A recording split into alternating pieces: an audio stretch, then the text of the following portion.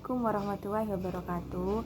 Perkenalkan, nama saya Ayunda Eka Prasasti, NIM T2018-1293.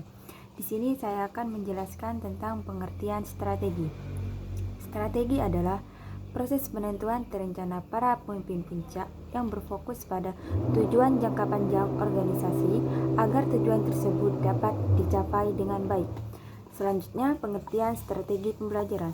Strategi pembelajaran yaitu metode dalam arti luas yang mencakup perencanaan, pelaksanaan, penilaian, pengamaan, pengayaan, dan remedial, yaitu memilih dan menentukan perubahan perilaku pendekatan, prosedur, metode, teknik, dan norma-norma keberhasilan.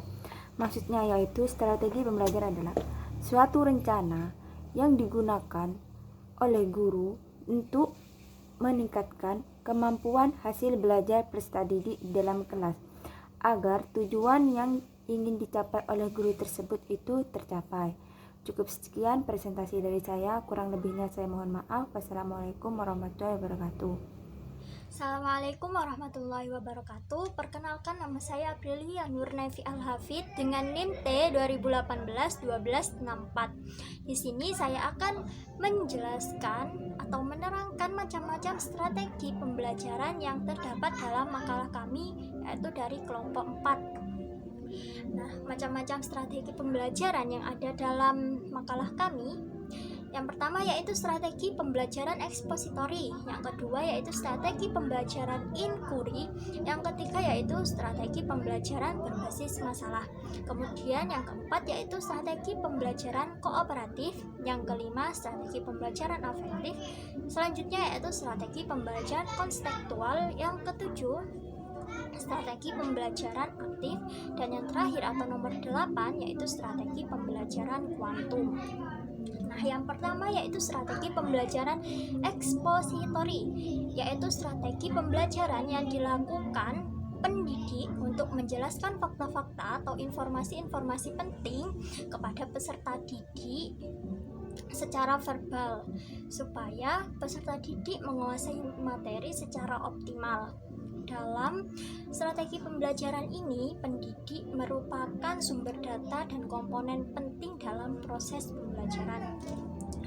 Selanjutnya yaitu yang nomor 2, strategi pembelajaran inquiry, yaitu strategi pembelajaran yang menekankan proses berpikir secara kritis dan analisis untuk memecahkan jawaban dari suatu masalah, atau strategi ini bisa disebut dengan strategi pembelajaran heuristik. Strategi ini menekankan peserta didik untuk aktif atau menjadi subjek belajar.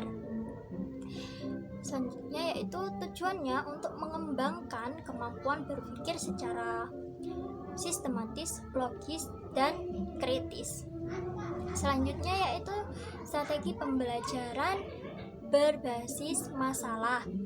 Nah, di sini strategi ini difokuskan kepada proses penyelesaian masalah secara ilmiah.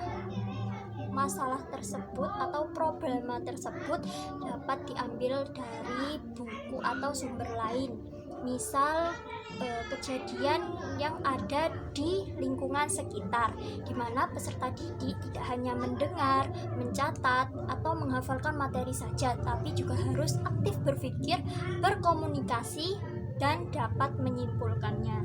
Selanjutnya yaitu pembelajaran kooperatif. Di dalam strategi pembelajaran kooperatif ini, peserta didik dikumpulkan dalam suatu kelompok-kelompok kecil untuk menyelesaikan masalah, yaitu strategi pembelajaran kooperatif. Dalam strategi ini, peserta didik berkumpul atau berkelompok dalam kelompok-kelompok kecil untuk bekerja sama untuk memahami materi yang disajikan oleh seorang pendidik. Yang nomor 5 yaitu strategi pembelajaran afektif. Dalam strategi ini menekankan pada pembentukan sikap positif pada diri peserta didik dalam situasi yang mengandung suatu konflik. Melalui situasi ini diharapkan peserta didik dapat mengambil keputusan dengan nilai yang dianggap baik. Yang nomor 6 yaitu strategi pembelajaran konstekstual, di mana strategi ini menekankan pada proses keterlibatan peserta didik untuk menemukan materi yang akan dipelajari dan menghubungkan dengan situasi dalam kehidupan sehari-hari, sehingga mendorong peserta didik untuk dapat menerapkan dalam kehidupan mereka. Yang nomor 7 yaitu strategi pembelajaran aktif. Dalam strategi ini mengajarkan tentang mengolah informasi, karakteristik materi, dan dalam kegiatan ini gerakan yang mendominasi dapat meminimalisir kelas yang bosan dan jenuh. Selanjutnya yang nomor 8 yaitu strategi pembelajaran kuantum. Di sini strategi pembelajaran kuantum ini yaitu program percepatan pembelajaran yang didirikan oleh perusahaan internasional atau learning forum, yang dimana menekankan dalam keterampilan pribadi dan keterampilan akademis. Sekian dari saya, mohon maaf apabila ada kata-kata pengucapan yang salah. Terima kasih. Bismillahirrahmanirrahim. Nama saya Muhammad Herizikin, NIM T 2018-1294. Sini saya akan menjelaskan tentang dasar pertimbangan pemilihan strategi. Ada beberapa hal yang harus dipertimbangkan seorang guru dalam menggunakan suatu strategi pembelajaran. Yang pertama yaitu pertimbangan yang berhubungan dengan tujuan yang ingin dicapai. Setiap orang yang mengerjakan sesuatu haruslah mengetahui dengan jelas tentang tujuan yang hendak ia capai. Demikian juga setiap pendidik atau guru yang pekerjaannya mendidik dan mengajar harus mengetahui dengan jelas tentang tujuan pendidikan. Pengertian akan tujuan pendidikan ini mutlak.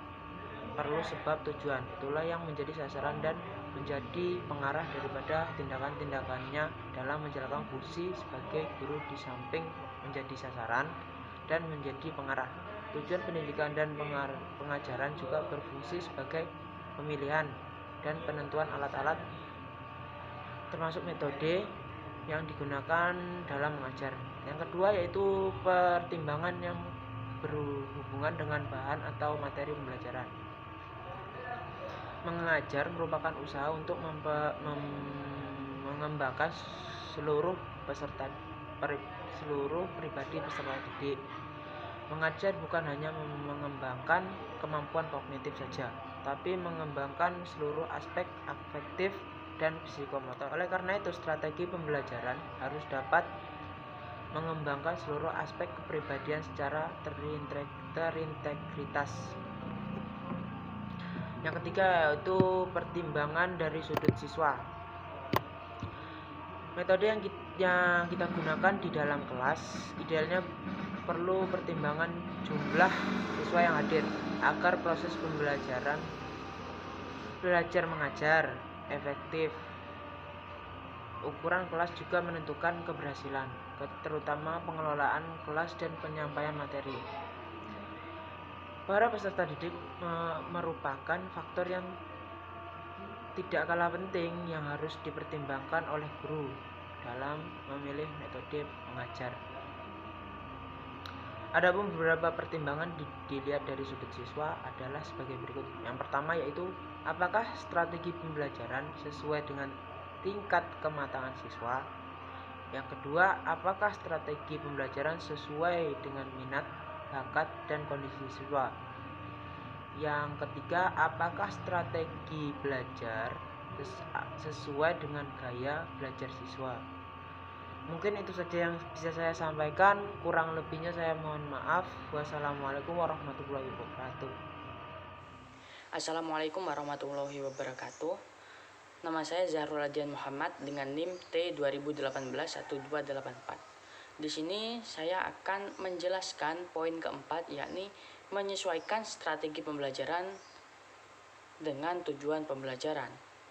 Sebagai sebuah tujuan dari pembelajaran atau goal dari sebuah pembelajaran, itu membutuhkan strategi ataupun jalan. Di sini strategi yang digunakan harus juga selaras dengan tujuan yang ingin dicapai oleh peserta didik dan juga guru.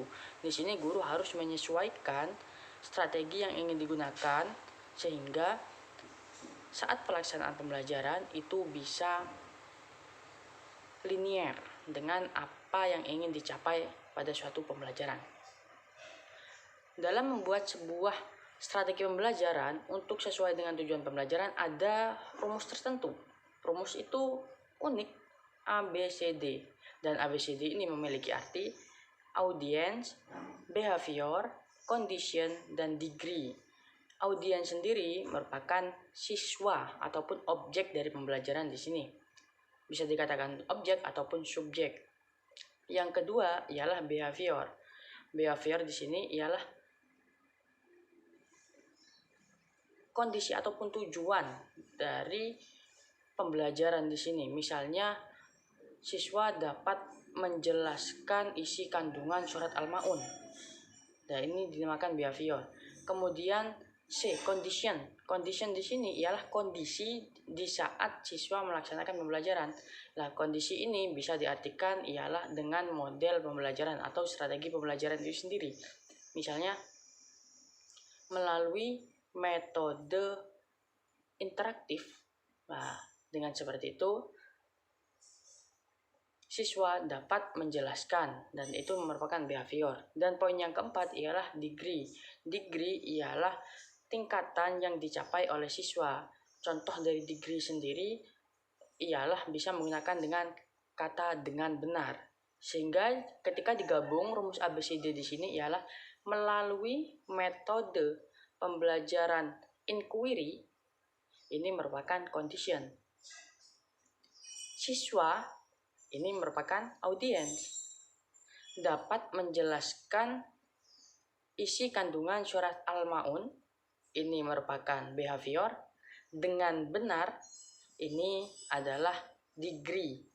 Nah, dengan kerumus 4 ABCD itu tadi, meskipun tidak urut, akan tetapi ada 4 unsur dari ABCD, sehingga strategi pembelajaran yang ditentukan oleh guru dan juga tujuan bisa selaras. Sekian dari saya. Assalamualaikum warahmatullahi wabarakatuh.